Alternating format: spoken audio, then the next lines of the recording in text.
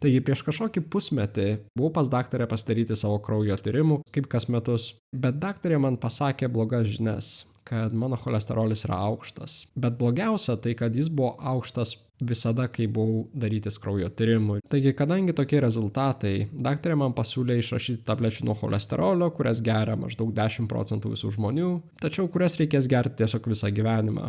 Bet kadangi aš esu kategoriškai prieš visokias tabletės, aš tikrai nesutikau ir aš jai pasakiau, kad tiesiog pagerinsiu dietą ir valgysiu sveikai, darysiu daug sporto.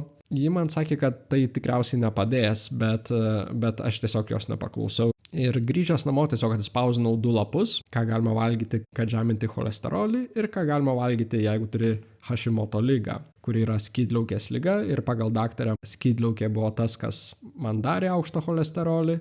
Ir nors aš neturėjau tos Hashimoto ligos, bet maždaug aš norėjau būti labai labai atsargus ir tikrai jai įrodyti, kad galiu sumažinti cholesterolį pats. Taigi, tai reiškia, kad aš nustojau valgyti mėsą, miltinius produktus, pieno produktus, cukrų, žinoma, visus saldžius gėrimus, kafeiną, alkoholį. Viskas, kas procesuota, aš tiesiog išbraukiau iš savo dietos. Taigi, mano naujame meniu buvo tiesiog daržovės, košės ir žuvis. Ir su tokia dieta aš turėjau tapti sveikiausiu žmogumi tiesiog pasaulyje. Ir aš galvojau, kad galbūt bus labai sunku, bet iš tiesų gan greitai pripratau prie tokios dietos, nes tiesiog valgis nustoja būti pasitenkinimas ir valgis yra tiesiog rutinos dalis. Dabar tau reikia valgyti ir dabar valgai tai. Ir taip pat pradėjau daug daugiau sportuoti, kad atsikratyti cholesterolio, eidavau kasdien bėgioti, važinėti dviračiu ar į sporto salę. Ir iš tikrųjų šitie pasikeitimai mano gyvenime pridėjo man labai daug energijos. Galbūt energija neužaugo, bet jinai tiesiog pasidarė stabilesnė visos dienos eigoj. Bet kas irgi pasikeitė, tai kad aš atsikeldavau labai anksti ryte su saulėtekiu, gal 5 valandą ir maždaug 8-9, kai jau saulės nebuvo, mano kūnas tiesiog užmigdavo ar ant sofos ar kažkur, bet tiesiog akis labai sunkios ir tiesiog užmiegi taip labai kietai iš karto. Kas buvo visai gerai. Bet po 2 mėnesių su pusę, man buvo likusios tik 2 savaitės iki sekančio kraujo testo, aš jau praradau kažkur 10 kilogramų. Nors aš nebuvau apkūnus, aš visada buvau gan lieknas, bet mano mergina vis tiek sakė, kad gerai atrodau, tai man tie -10 kg atrodė pozityviai. Bet irgi kažkas prasidėjo, ko aš visiškai nesitikėjau. Aš tiesiog nesugebėjau atsipalaiduoti.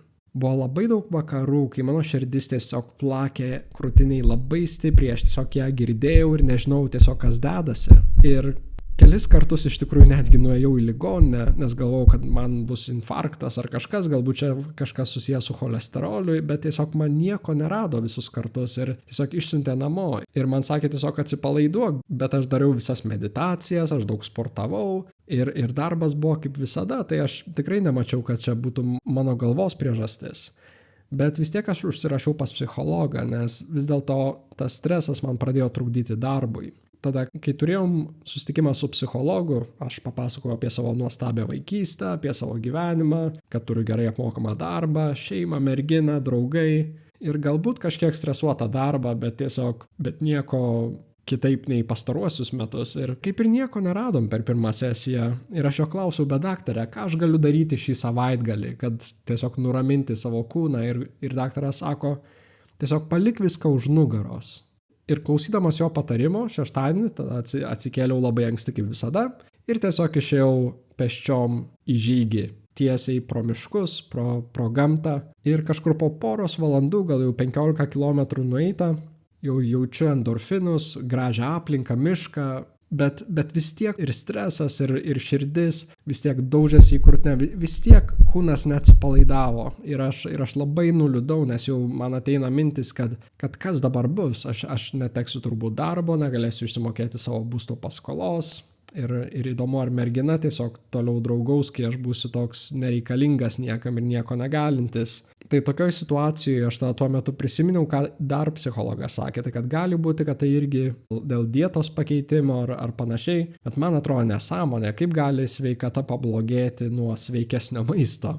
Bet šiuo metu aš tiesiog jaučiausi ant slankščio ir nežinau, ką toliau bandyti ar daryti, tai tiesiog išėjau iš savo kelio, nuėjau į parduotuvę ir nusipirkau sumuštinį su mėsa ir majonezu ir jogurto. Tai pirmą kartą po 3 mėnesių suvalgiau sumuštinį su mėsa ir majonezu ir išgėriau puslitrį kažkur jogurto su skoniu.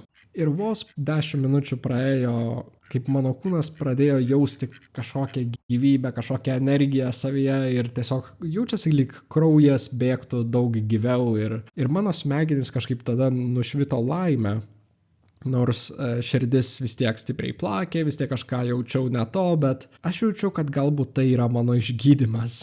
Ir investigavęs biškelį daugiau, aš atradau, kad tokius dietos pakeitimus reikia daryti labai progresyviai, nes iš tikrųjų skrandis reikalauja tam tikrų mineralų ir tam tikrų dalykų ir jeigu jų negauna, tas skrandis pradeda gaminti streso hormonus ir panašiai. Ir galiausiai aš tiesiog pradėjau stengtis valgyti daugiau augalinių riebalų, tai avokadas, labai daug riešutų sviesto, nors stengdavausi vis tiek limituoti, nes po 2 savaičių turėjo būti mano kraujo tyrimas ir aš vis tiek norėjau numažinti cholesterolį. Ir tuo metu mano svoris jau nustojo kristi, nors nežinau, ar buvo daugiau kur kristi, bet savijauta irgi kažkiek pradėjo gerėti.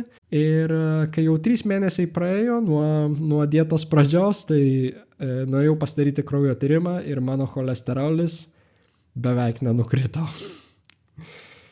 Kadangi aš tiek įdėjau jėgų ir rezultatas buvo toks mažas, aš tiesiog pradėjau juoktis ir tą papasakojau daktarei savo istoriją. Ir ji jautėsi labai kalta, nes ji pradėjo jaustis, kad jinai turėjo man padėti su dietos pakeitimu ir panašiai, bet šiuo metu galiausiai aš geriu 10 gramų ar miligramų statinų per dieną pagal daktarės receptą ir cholesterolis šiuo metu man nukrito iki puikiausio lygio. Tai va, nors aš ketinu vis tiek prašyti, kad sumažintų tabletės iki gal 5 mg per dieną, nes vis tiek tabletės negatyviai įtakoja raumenis ir panašiai.